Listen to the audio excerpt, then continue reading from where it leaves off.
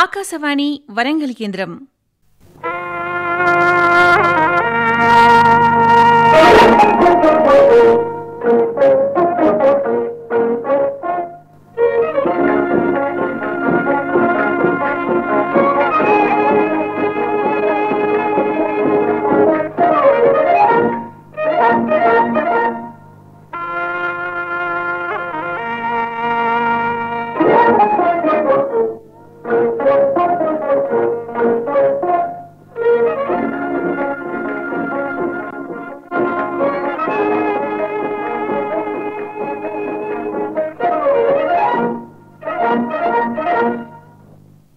ఈనాటి యువవాణి యువజనుల కార్యక్రమంలో వరంగల్ వ్యవసాయ కళాశాల విద్యార్థులు సమర్పించు కదంబ కార్యక్రమం వింటారు. శ్రోతలకు నమస్కారం. యువవాణి కార్యక్రమానికి స్వాగతం.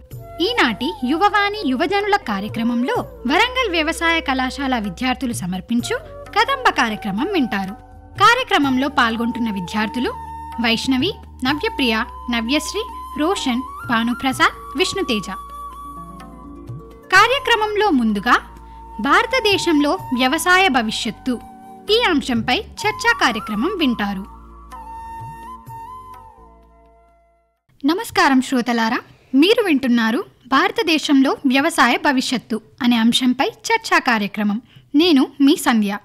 మన దేశానికి వ్యవసాయం కేవలం ఒక వృత్తి కాదు, ఇది మన సంస్కృతి, మన ఆహార భద్రత, మన ఆర్థిక వ్యవస్థకు వెన్నెముక. కానీ రాబోయే కాలంలో వ్యవసాయం ఎలా మారబోతుంది, ఏ సవాళ్లు ఎదురవుతాయి, ఏ అవకాశాలు మన ముందున్నాయి, ఈరోజు మనం ఈ అంశంపై లోతుగా చర్చించబోతున్నాం. ఈ చర్చ కోసం మనతో ఉన్నారు వ్యవసాయ శాస్త్రవేత్త డాక్టర్ వెంకన్న గారు, అనుభవజ్ఞుడైన రైతు శ్రీ వీరస్వామి గారు, ఆధునిక పద్ధతులను ఉపయోగించే యువ రైతు కిరణ్ గారు. మరి చర్చ మొదలు పెడదాం. డాక్టర్ వెంకన్న గారు, మొదట మీ అభిప్రాయం తెలుసుకుందాం. భారతదేశంలో వ్యవసాయ భవిష్యత్తు ఎలా ఉంటుందని మీరు అనుకుంటున్నారు? నమస్కారం. ముందుగా నన్ను ఈ కార్యక్రమానికి ఆహ్వానించినందుకు మీకు ధన్యవాదాలు. భవిష్యత్తులో వ్యవసాయం మరింత సాంకేతికతపై ఆధారపడుతుంది. డ్రోన్లు పంట పరిశీలన కోసం, సెన్సార్ ఆధారిత నీటి పంపిణీ, వాతావరణ అంచనా యాప్స్ ఇవన్నీ రైతుల పనిని సులభతరం చేస్తాయి. అంతేకాక వాతావరణ మార్పులు, నీటి కొరత వంటి సమస్యలు రైతులను కొత్త పద్ధతులు, కొత్త పంటలు పండించడానికి ప్రేరేపిస్తాయి.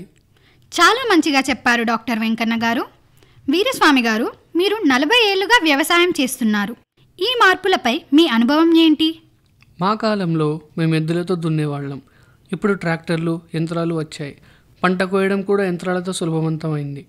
కానీ టెక్నాలజీ ఎంత ఉన్నా మార్కెట్లో పంటలకు సరైన ధర ఉన్నప్పుడే రైతు తన కష్టాన్ని మర్చిపోగలుగుతాడు. ఈ విషయంలో మన ప్రభుత్వాన్ని తప్పకుండా అభినందించాలి. కనీస మద్దతు ధర భారీగా పెంచి రైతులను ఆదుకుంటుంది.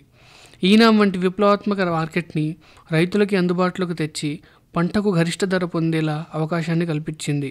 భవిష్యత్తులో రైతు ఆరుగలం శ్రమించి పండించిన పంటను నిల్వ చేసుకునే సౌకర్యం కల్పిస్తే పంటకు గరిష్ట ధర ఉన్నప్పుడు రైతు సంతోషంగా తన పంటను అమ్ముకోగలడు. సరైన విషయం చెప్పారు. ఇప్పుడు యువ రైతు కిరణ్ గారిని అడుగుదాం. మీరు యువ రైతు, ఆధునిక పద్ధతులు వాడుతున్నారు. వ్యవసాయంలో మీ అనుభవం ఎలా ఉంది? మొదట నేటి యువత వ్యవసాయాన్ని చిన్నచూపు చూడటం మానేయాలి. పట్టుదల ఉండాలే కానీ వ్యవసాయంలో అద్భుతాలు సృష్టించవచ్చు. నేను డ్రిప్ ఇరిగేషన్, హైడ్రోఫోనిక్స్ వాడుతున్నాను. దీనివల్ల నీటి వినియోగం తగ్గింది. అంతేకాకుండా పంట నాణ్యత కూడా పెరిగింది. అలాగే సోషల్ మీడియా ద్వారా పంటలను నేరుగా కస్టమర్లకు విక్రయిస్తున్నాను. తద్వారా గరిష్ట ధరకు నా పంటను అమ్ముతున్నాను. భవిష్యత్తులో రైతులు డిజిటల్గా ఆలోచించడం తప్పనిసరి. ఇప్పుడు డాక్టర్ వెంకన్న గారు చెప్పండి, భవిష్యత్తులో సేంద్రియ వ్యవసాయానికి ఎలాంటి అవకాశం ఉంది? తప్పకుండా. సేంద్రియ వ్యవసాయం భవిష్యత్తులో మరింత ప్రాధాన్యం పొందుతుంది.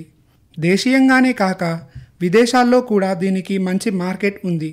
అయితే ప్రభుత్వం తరపున సర్టిఫికేషన్, మార్కెటింగ్ సహాయం రైతులకు అందించాలి. అప్పుడే సేంద్రియ వ్యవసాయం వైపు యువ రైతులు ఉత్సాహం చూపిస్తారు. వీరస్వామి గారు, మీ సుదీర్ఘ వ్యవసాయ అనుభవంతో చెప్పండి, రైతులు నష్టపోకుండా ఉండాలంటే వినియోగదారులు ఏం చేయాలి? మేము పంటలు నేరుగా అమ్మే రైతు మార్కెట్లకు వెళ్ళండి. రైతుల వద్దనే కొనండి. మధ్యవర్తులు తక్కువైతే రైతుకు లాభం ఎక్కువ. డాక్టర్ వెంకన్న గారు, ఒక వ్యవసాయ శాస్త్రవేత్తగా ఇప్పుడు వ్యవసాయ రంగంలో ఉన్న రైతులకి, భవిష్యత్తులో వ్యవసాయం చేయాలనుకునే యువ రైతులకి మీరు చెప్పాలనుకునే 3 ముఖ్య సూచనలు ఏవి? తప్పకుండా చెప్తాను. మొదట, అందుబాటులో ఉన్న సాంకేతిక పరిజ్ఞానం అందరూ వినియోగించుకోవాలి. రెండవది, వాతావరణ మార్పులకు తట్టుకునే పంటలు వేయాలి. ఇందుకోసం వ్యవసాయాధికారులను కానీ, దగ్గరలోని వ్యవసాయ పరిశోధనా కేంద్రాన్ని లేదంటే కృషి విజ్ఞాన కేంద్రాన్ని సంప్రదించాలి. మూడవది, రైతులకు వ్యవసాయ రంగంలో వస్తున్న ఆధునిక పద్ధతులపై శిక్షణ తప్పనిసరిగా ఇవ్వాలి. అలాగే పండించిన పంటకు నిల్వ చేసుకునే సౌకర్యం కల్పించాలి. అంతేకాకుండా పండించిన పంటకు ఆర్థిక మద్దతు బలంగా ఉండాలి. ధన్యవాదాలు డాక్టర్ వెంకన్న గారు, చక్కని విషయాలు తెలియజేశారు. అలాగే వీరస్వామి గారు, మీకున్న సుదీర్ఘ వ్యవసాయ అనుభవంతో సమాజానికి ఏమైనా చెప్పాలనుకుంటున్నారా? మాకు సాంకేతిక పరిజ్ఞానం గురించి పెద్దగా అవగాహన లేకపోయినా శాస్త్రవేత్తలు, వ్యవసాయాధికారులు వెన్నుదన్నుగా నిలిచి మంచి దిగుబడులు సాధించేందుకు సహాయపడుతున్నారు. వారికి ధన్యవాదాలు. రైతు పంట పండిస్తేనే అందరికీ అన్నం దొరుకుతుంది. కాబట్టి రైతు నిలబడితేనే దేశం నిలుస్తుంది. అప్పుడే జై జవాన్ జై కిసాన్ అన్న మాటకు సార్థకత లభిస్తుంది. యువ రైతుగా వ్యవసాయ రంగంలో విజయాలు సాధిస్తున్న కిరణ్ గారు, నేటి యువతరానికి మీరిచ్చే సందేశం ఏంటి? యువతకు వ్యవసాయ రంగంలో అద్భుత అవకాశాలు ఉన్నాయి. అందుబాటులో ఉన్న ఆధునిక టెక్నాలజీతో నేటి యువత వ్యవసాయంలో అద్భుతాలు సృష్టించవచ్చు. భవిష్యత్తు రైతులు టెక్నాలజీని స్నేహితుడిగా భావించాలి. యాంత్రిక వ్యవసాయం, డ్రోన్లు, డిజిటల్ మార్కెటింగ్, స్మార్ట్ ఫార్మింగ్ ఇవే భవిష్యత్తు. శ్రోతలారా, విన్నారుగా భారతదేశంలో వ్యవసాయ భవిష్యత్తు అనే అంశంపై ఈరోజు మన చర్చా కార్యక్రమాన్ని. ఈరోజు మనం తెలుసుకున్నది వ్యవసాయ భవిష్యత్తు, సాంకేతికత, పర్యావరణ అనుకూల పద్ధతులు మరియు వ్యవసాయ రంగంలో వస్తున్న వినూత్న పద్ధతులపై ఆధారపడి ఉంటుంది. వ్యవసాయం భారత ఆర్థిక వ్యవస్థకు వెన్నెముక మాత్రమే కాకుండా దేశ ఆహార భద్రతకు మూలాధారం. రైతు శ్రమ, ప్రకృతి దయ, సాంకేతిక సాయం కలిసినప్పుడే సమృద్ధి సాధ్యమవుతుంది. కాబట్టి రైతును గౌరవించడం, వ్యవసాయాన్ని రక్షించడం మన అందరి కర్తవ్యం. నమస్కారం. విన్నారుగా భారతదేశంలో వ్యవసాయ భవిష్యత్తు అనే అంశంపై చర్చా కార్యక్రమం శ్రోతలను అలరించిందని ఆశిస్తున్నాం. ఇప్పుడు కార్యక్రమంలో యువత దేశ భవిత అంటూ భారతదేశ అభివృద్ధిలో యువత పాత్రను వివరించడానికి వస్తుంది నవ్యప్రియ. భారతదేశం అనేది కేవలం భూభాగం మాత్రమే కాదు. ఇది ఒక చరిత్ర, ఒక సంస్కృతి, ఒక ఆత్మ. వేల ఏళ్ల నాటి నాగరికత నుండి నేటి ఆధునిక భారత్ వరకు మన దేశం అనేక మార్పులు చూసింది. ఈ మార్పులన్నిటికీ మూలం మన ప్రజలు. కానీ ఈ మహత్తర దేశ భవిష్యత్తు ఎవరిపై ఆధారపడి ఉందంటే అది మన యువత మాత్రమే. యువతే దేశ భవిష్యత్తు అనేది కేవలం నినాదం కాదు, ఒక సత్యం. యువత యొక్క ఉత్సాహం, సృజనాత్మకత, క్రమశిక్షణ, నిబద్ధత దేశాన్ని ప్రపంచంలో అగ్రస్థానంలో నిలబెట్టగల శక్తులు. భారతదేశం ప్రస్తుతం ప్రపంచంలోనే అతిపెద్ద యువ జనాభా కలిగిన దేశం. భారత జనాభాలో 65% మంది 35 సంవత్సరాల లోపు వారు ఉన్నారు. అంటే సుమారు 50 కోట్ల మంది యువకులు, యువతులు. వారిలో పెద్ద శాతం చదువు, ఉద్యోగం, ఆవిష్కరణలో ఉన్నవారు. ఈ శక్తిని సద్వినియోగం చేస్తే భారత్ ఆర్థిక, సాంకేతిక, సాంస్కృతిక రంగాలలో మహాశక్తిగా ఎదగగలదు. యువత అనేది దేశానికి మానవ వనరుల సంపద. బంగారం, చమురు, వజ్రాలు ఎంత విలువైనవో యువత అంతకంటే విలువైన వనరు. నేటి యువత రేపటి దేశ భవిష్యత్తు కావాలంటే ఉన్నతమైన విద్య ఒక్కటే మార్గం. ఏ ఒక్క రంగానికి చెందిన విద్య ద్వారా సమ్మేళిత అభివృద్ధి జరగదు. శాస్త్ర, సాంకేతిక, పరిశోధన, ఆరోగ్య, వ్యవసాయ, ఆర్థిక, మానవ వనరులు మొదలైన అన్ని రంగాలలో ఉన్నత విద్యను అందిపుచ్చుకోవడం ద్వారా యువత దేశ నిర్మాణంలో భాగస్వాములవ్వచ్చు. సరైన విద్య, సాంకేతిక పరిజ్ఞానం, పరిశోధన, ఆవిష్కరణలలో యువత ముందుండాలి. Science, technology, artificial intelligence, medical research, వ్యవసాయ సంస్కరణలు ఈ రంగాల్లో యువత ప్రతిభ చూపితే భారత ఆర్థిక వ్యవస్థ గణనీయంగా అభివృద్ధి చెందుతుంది. ఇప్పుడు ప్రపంచం స్టార్టప్ల యుగంలో ఉంది. భారత యువత ఇప్పటికే అనేక స్టార్టప్లు, యూనికార్న్ కంపెనీలను ప్రారంభించారు. ఇవి అన్ని యువత సృజనాత్మకత ఫలితాలు. వీటి ద్వారా లక్షల మందికి ఉపాధి అవకాశాలు లభిస్తున్నాయి. తద్వారా దేశాభివృద్ధికి దోహదపడుతున్నాయి. దేశం అంటే కేవలం ప్రభుత్వం కాదు, ప్రజలు. యువతకు సమాజం పట్ల బాధ్యత ఉండాలి. పర్యావరణ పరిరక్షణ, రోడ్డు భద్రత, గ్రామాభివృద్ధి, సాక్షరత విస్తరణ, ఆరోగ్య అవగాహన కార్యక్రమాలు, యువత ఈ రంగాలలో చురుకుగా పనిచేస్తే దేశం స్వావలంబన దిశగా బలపడుతుంది. భారత స్వాతంత్ర సమరంలో యువత పాత్ర అమూల్యం. నేటి యువతరానికి సదా ఆదర్శనీయం. భగత్ సింగ్ 23 ఏళ్లకే దేశం కోసం ప్రాణత్యాగం చేశారు. సుభాష్ చంద్రబోస్ తుమ్ ముజే ఖూన్ దో మై తుమ్హే ఆజాదీ దూంగా నినాదంతో యువతను ప్రేరేపించాడు. చంద్రశేఖర్ ఆజాద్ భారత స్వాతంత్రోద్యమంలో యువకుడిగా అద్భుత ధైర్యం చూపించాడు. ఇప్పటి యువత ఈ వీరుల త్యాగం, దేశభక్తి నుండి స్ఫూర్తి పొందాలి. నేటి యువతకు అనంత అవకాశాలు ఉన్నప్పటికీ కొన్ని సమస్యలు కూడా ఉన్నాయి. మాదక ద్రవ్యాల వ్యసనం, సోషల్ మీడియా దుర్వినియోగం, పాశ్చాత్య సంస్కృతిలో అధికంగా మునిగిపోవడం, నైతిక విలువలు లోపించడం. ఈ సవాళ్లను అధిగమించడానికి స్వీయ నియంత్రణ, క్రమశిక్షణ, పట్టుదల అవసరం. స్వామి వివేకానంద, అటల్ బిహారీ వాజ్పేయి, ఏపీజే అబ్దుల్ కలాం వంటి మహోన్నతుల జీవితాలను ఆదర్శంగా తీసుకొని ముందుకు సాగాలి. 140 కోట్ల జనాభా ఉన్న మన దేశంలో అన్ని ప్రభుత్వమే చేయాలంటే కుదరదు. నేటి యువతకు ఇంటర్నెట్ రూపంలో అద్భుత పుస్తకాన్ని అందించింది టెక్నాలజీ. ఓపిక ఉండాలే కానీ ఏమైనా నేర్చుకోవచ్చు ఇంటర్నెట్ సహాయంతో. అలాగే నేటి యువత విద్యతో పాటు నైపుణ్యాన్ని పెంపొందించుకోవాలి. అప్పుడే తాను ఎంచుకున్న రంగంలో రాణించగలరు. అందరూ ఉద్యోగాలపైనే కాకుండా స్వీయ ఉపాధి, ఆంటర్‌ప్రెన్యూర్‌షిప్ వైపు దృష్టి పెట్టాలి. తద్వారా మీరే 10 మందికి ఉద్యోగం ఇచ్చే స్థాయికి చేరుకుంటారు. విద్యతో పాటు ఆరోగ్యంపై దృష్టి పెట్టాలి. వేల సంవత్సరాలుగా కొనసాగుతున్న అందరికీ ఆమోదయోగ్యమైన సామాజిక క్రమశిక్షణను పాటించాలి. అలాగే యువత నిజమైన దేశభక్తిని కలిగి ఉండాలి. పర్యావరణ పరిరక్షణకు పాటుపడాలి. దేశ సంస్కృతిని కాపాడాలి. సామాజిక సేవలో యువత ఎల్లప్పుడూ చురుకుగా ఉండాలి. తద్వారా తర్వాతి తరాలకు ఆదర్శంగా నిలవాలి. భారత భవిష్యత్తు యువత చేతిలోనే ఉంది. యువత యొక్క ఉత్సాహం, శక్తి, పట్టుదల, సృజనాత్మకత దేశాన్ని బలపరుస్తాయి. యువతే దేశ హృదయం. ఆ హృదయం బలంగా కొట్టుకుంటేనే భారత్ శక్తివంతమవుతుంది. అందుకే యువత ఒక్కొక్కరు తమ బాధ్యతను గుర్తించి చదువు, సేవ, కృషిలో ముందుండాలి. అప్పుడు మాత్రమే భారత్ విశ్వగురువుగా నిలుస్తుంది. విన్నారుగా నవభారత నిర్మాణంలో యువత పాత్ర గురించి. వినడమే కాదు, ఆచరించవలసిన ఆవశ్యకత ఎంతైనా ఉంది. కార్యక్రమంలో ఇప్పుడు విందాం మాయాజాలం నాటిక. నేటి ఆధునిక ప్రపంచంలో సామాజిక మాధ్యమాల ద్వారా వేధింపులకు గురవుతున్న యువత ఎలాంటి జాగ్రత్తలు తీసుకోవాలో నాటక రూపంలో తెలియజేస్తున్నారు. వినండి మాయాజాలం నాటిక. అందులోని పాత్రలు: సంధ్య, కాలేజీ చదువుతున్న తెలివైన అమ్మాయి కానీ అమాయకం. రాహుల్, సోషల్ మీడియాలో మోసగాడు, నకిలీ ప్రొఫైల్ ఉపయోగించే వ్యక్తి. మాధవి, సంధ్య తల్లి. రవి, సైబర్ క్రైమ్ పోలీస్ అధికారి. అనిత, సంధ్య స్నేహితురాలు, జాగ్రత్తగా ఉండమని హెచ్చరించేది.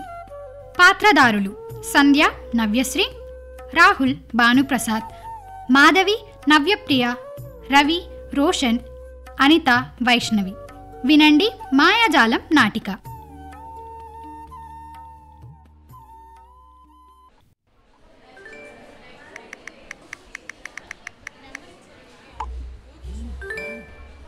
సంధ్య, సామాజిక మాధ్యమాలలో ఎక్కువ టైం గడపకూడదు. అదంతా నిజం కాదక్కడ. అయ్యో, అంత నెగిటివ్గా అనుకోకు. రాహుల్ అనే ఓ మంచి ఫ్రెండ్ కొత్తగా కలిశాడు. అతను చాలా మంచివాడు అనిపిస్తున్నాడు. నీకు తెలిసి ఉంటుంది కదా నకిలీ ప్రొఫైల్స్ ఎంత డేంజర్ అన్నది. ఎప్పుడు ఎందుకు నెగిటివ్గా ఆలోచిస్తావు అనిత? నాకు తెలుసు, రాహుల్ చాలా మంచివాడు. చాటింగ్లో తెలుస్తుంది అతను ఎలాంటివాడు అనేది. చాటింగ్లో మాట్లాడిందంతా మంచిగా ఉంటుంది అనుకోకు సంధ్య. వ్యక్తి నిజస్వరూపం ఏంటో తెలియదు కదా. అయినా ఇప్పుడు కాదులే, ఏదో ఒక రోజు నువ్వే తెలుసుకుంటావు.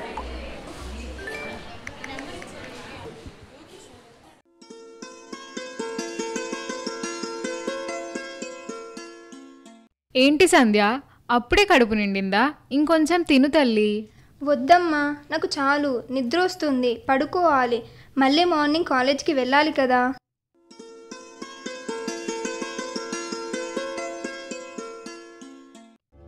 సంధ్య, నీ ఫోటోలు ఎంత బాగున్నాయో తెలుసా? నువ్వు ఇంకో అందమైన ఫోటో పంపగలవా? అలాగే రాహుల్. ఫోటోలో చాలా చాలా అందంగా ఉన్నావు సంధ్య.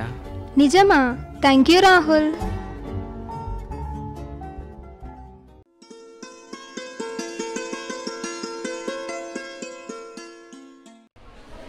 హే హాయ్ సంధ్య, ఏంటి అసలు ఎవరితోనూ మాట్లాడట్లేవో? ఎప్పుడు చూసినా ఫోన్లో అందరికీ దూరంగా కూర్చొని చాటింగ్ చేస్తున్నావు. అదేం లేదు అనిత, పరీక్షలకి ప్రిపేర్ అవుతున్నా, అందుకే అందరికీ దూరంగా కూర్చొని చదువుతున్నా. సరే, క్యాంటీన్లో కాఫీ తాగుదామా? అబ్బా, నాకు టైం లేదు అనిత, నేను చదువుకోవాలి, వెళ్తున్నా, బాయ్.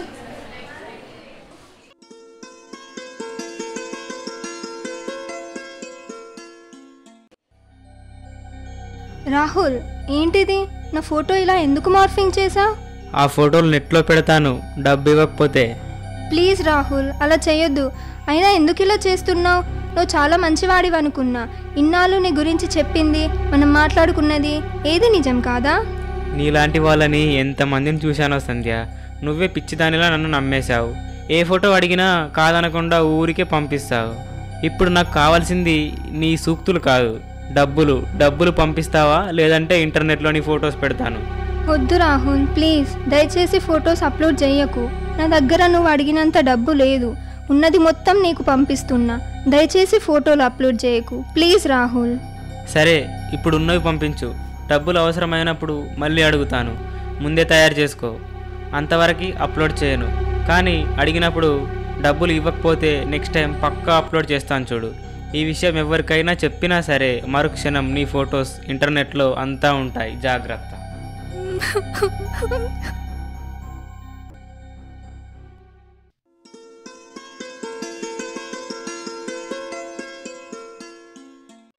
సంధ్య, ఎంత టైం అయినా కూడా నిద్ర లేవడం లేదెందుకు? తొందరగా లేచి రెడీ అవ్వు, టిఫిన్ తిని కాలేజ్ వెళ్ళాలి. ఏమైందమ్మా, ఎందుకు ఇలా ఉన్నావు? అమ్మా, నేను తప్పు చేశాను. ఒక ఆన్లైన్ ఫ్రెండ్ని నమ్మి నేను మోసపోయాను. ఏంటి, ఆన్లైన్ ఫ్రెండ్ మోసం చేశాడా? ముందు నుండి చెప్తున్నా జాగ్రత్తగా ఉండాలి సామాజిక మాధ్యమాలు వాడుతున్నప్పుడు అని. విన్నావా? ఇప్పుడు చూడు ఏం జరిగిందో. సారీ అమ్మా, నేను తప్పు చేశాను, కానీ నేను వాడిని నమ్మి మోసపోయాను. ఏడవకు, మనం పోలీస్ దగ్గరికి వెళ్దాం. నువ్వు తప్పు చేశావు, కానీ ఇది నీ జీవితాన్ని పాడు చేయనీయం.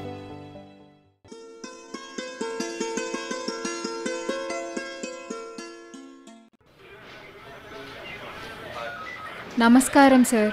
కూర్చోండమ్మా. ఏంటి సమస్య? సార్, మా అమ్మాయి సంధ్య ఆన్లైన్లో కలిసిన ఒక వ్యక్తి తనని బ్లాక్మెయిల్ చేస్తున్నాడు. మీరే ఎలాగైనా ఈ సమస్య తీర్చాలి. సంధ్య, నువ్వు భయపడాల్సిన అవసరం లేదు తల్లి. ఇలాంటి కేసులు ఇప్పుడు చాలానే వస్తున్నాయి. ఇలాంటిది ఏదైనా జరిగితే ముందు కుటుంబ సభ్యులకి చెప్పాలి. నువ్వు మంచి పని చేశావు. నిర్భయంగా కంప్లైంట్ రాసి ఇవ్వు.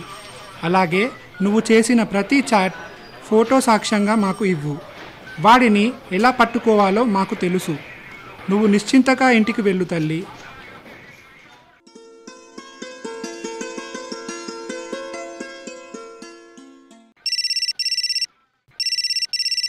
హలో, ఎవరండి? అమ్మా, మేము పోలీస్ స్టేషన్ నుండి మాట్లాడుతున్నాం. మీ అమ్మాయిని వేధించిన వాడు దొరికాడు. మీ అమ్మాయి ఒక్కదానినే కాదమ్మా, చాలామంది అమ్మాయిలని వేధించిన ఆకతాయివాడు. మీరు నిర్భయంగా పోలీస్ స్టేషన్కి వచ్చి కంప్లైంట్ ఇవ్వడం వల్లే వాడి బారిన ఇంకే అమ్మాయి పడకుండా కాపాడారు. సంధ్యని అడిగినట్లు చెప్పండి అమ్మా. ఇంకా నిశ్చింతగా ఉండండి. చాలా మంచి విషయం చెప్పారు ఎస్ఐ గారు. తప్పకుండా సంధ్యని అడిగినట్టు చెప్తాను. తను చాలా సంతోషపడుతుంది సార్ ఈ వార్త వినగానే. నాటకం వింటున్న మీరందరూ కూడా సోషల్ మీడియాలో ఎవరినైనా నమ్మే ముందు 1000 సార్లు ఆలోచించాలి. మీ వ్యక్తిగత సమాచారం, ఫోటోలు ఎప్పుడూ పంపకండి. మనం జాగ్రత్తగా ఉంటే ఎవరూ మనల్ని మోసం చేయలేరు. ఎలాంటి మోసం జరిగినా భయపడకుండా వెంటనే కుటుంబ సభ్యులు, పోలీసులకు చెప్పాలి. టెక్నాలజీ మనకు సౌకర్యం ఇస్తుంది, కానీ దాన్ని జాగ్రత్తగా ఉపయోగించకపోతే అదే మనకు ప్రమాదాన్ని తీసుకొస్తుంది. ఆన్లైన్లో జాగ్రత్త, జీవితానికి రక్ష.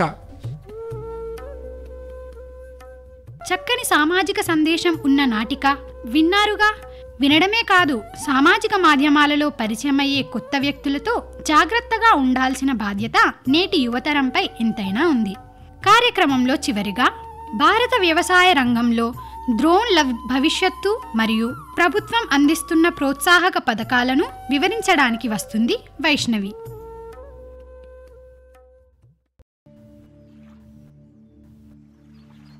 ఇప్పుడు వ్యవసాయం కేవలం శ్రమతోనే కాక సాంకేతిక పరిజ్ఞానంతోనూ సాగుతుంది. ఆధునిక వ్యవసాయ రంగంలో రైతులకి ఎంతగానో ఉపయోగపడుతున్న ప్రధాన పరికరాల్లో డ్రోన్లు ఒకటి. వ్యవసాయంలో డ్రోన్ సాంకేతిక వాడకం వల్ల రైతులకు ఖర్చు తగ్గుతుంది, సమయం ఆదా అవుతుంది, ఉత్పత్తి పెరుగుతుంది.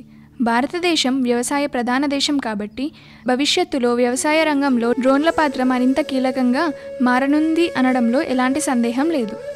ఇప్పుడు వ్యవసాయ రంగంలో విరివిగా డ్రోన్ల వాడకం వల్ల కలిగే లాభాలను తెలుసుకుందాం. డ్రోన్ల ద్వారా పొలాలపై సరైన మోతాదుల్లో ఎరువులు, పురుగుమందులు సమంగా పిచికారీ చేయడం సాధ్యమవుతుంది. ఎంచుకున్న ప్రదేశంలో తీసుకున్న స్థాయిలో మందులను డ్రోన్లు ఉపయోగించి సమర్థవంతంగా పిచికారీ చేయవచ్చు. చేతి పనితో గంటల తరబడి చేసే పనిని డ్రోన్లు నిమిషాల్లో పూర్తి చేస్తాయి. దీనివల్ల రైతులకు సమయం ఆదా అవడంతో పాటు ఖర్చుని గణనీయంగా తగ్గిస్తాయి. కెమెరాలతో ఉన్న డ్రోన్లు పంటల ఆరోగ్యాన్ని పరిశీలిస్తాయి. అవసరమైన ఫోటోలు, వీడియోలు తీసుకొని నిపుణుల సలహాలు సులభంగా తీసుకోవచ్చు. ఏ ప్రాంతంలో నీరు అవసరమో డ్రోన్లు సులభంగా గుర్తిస్తాయి. తద్వారా నీటి వనరులు సమర్థవంతంగా వినియోగించుకోవడానికి వీలు కలుగుతుంది. వ్యవసాయ రంగంలో డ్రోన్ల వినియోగం ద్వారా కూలీల ఖర్చు తగ్గి దిగుబడి పెరుగుతుంది. ఇది వ్యవసాయ రంగాన్ని లాభసాటిగా మారుస్తుంది. భారతదేశంలో రైతులు ఆధునిక సాంకేతికతను స్వీకరిస్తున్న తరుణంలో డ్రోన్లు ముఖ్యమైన పాత్ర పోషిస్తాయి. పెద్ద స్థాయి పంటలపైన, చిన్న సన్నకారు రైతుల పొలాలపైన ఇవి ఉపయోగపడతాయి. పంట నష్టం తగ్గి దేశ ఆర్థిక వ్యవస్థ బలపడుతుంది.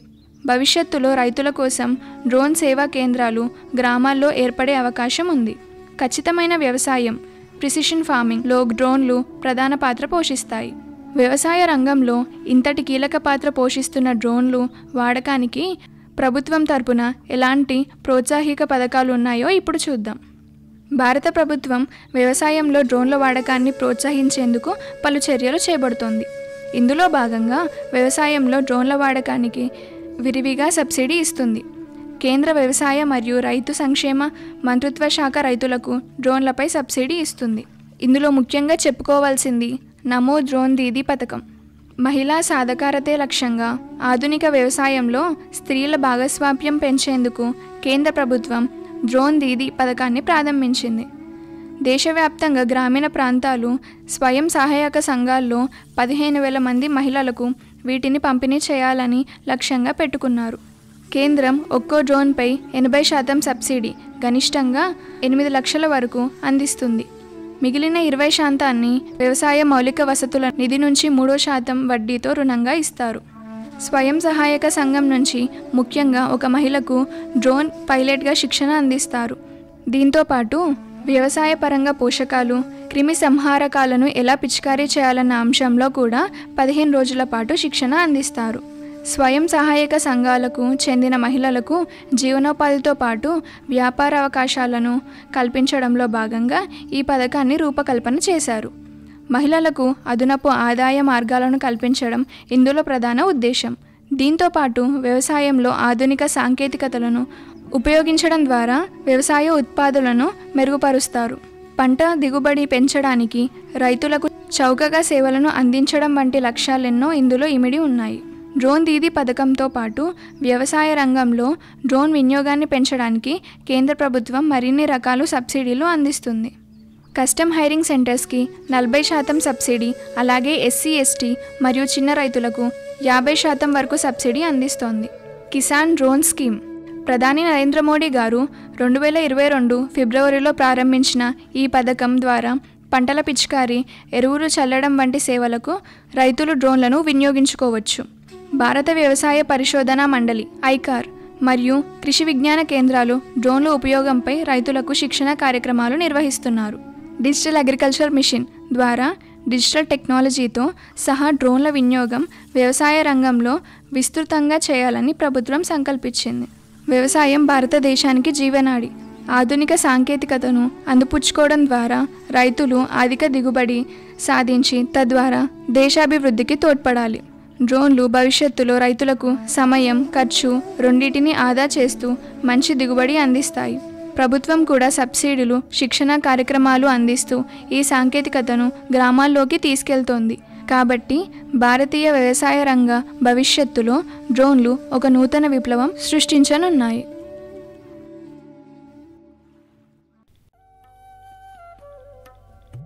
విన్నారుగా ఆధునిక భారత వ్యవసాయ రంగంలో డ్రోన్ల పాత్ర, అలాగే ప్రభుత్వం అందిస్తున్న ప్రోత్సాహక పథకాల వివరాలు. వ్యవసాయ కళాశాల విద్యార్థులుగా వినడమే కాదు, వ్యవసాయ రంగంలో డ్రోన్ల సాంకేతికతను గ్రామ స్థాయికి తీసుకెళ్లవలసిన బాధ్యత మన అందరి భుజాలపై ఉంది. ఇంతవరకు శ్రోతలు యువవాణి యువజనుల కార్యక్రమంలో వరంగల్ వ్యవసాయ కళాశాల విద్యార్థులు సమర్పించిన కదంబ కార్యక్రమం విన్నారు. కార్యక్రమంలో పాల్గొన్న విద్యార్థులు వైష్ణవి, నవ్యప్రియ, నవ్యశ్రీ, రోషన్, భానుప్రసాద్, విష్ణుతేజ. వ్యాఖ్యానం సంధ్య. ధన్యవాదాలు.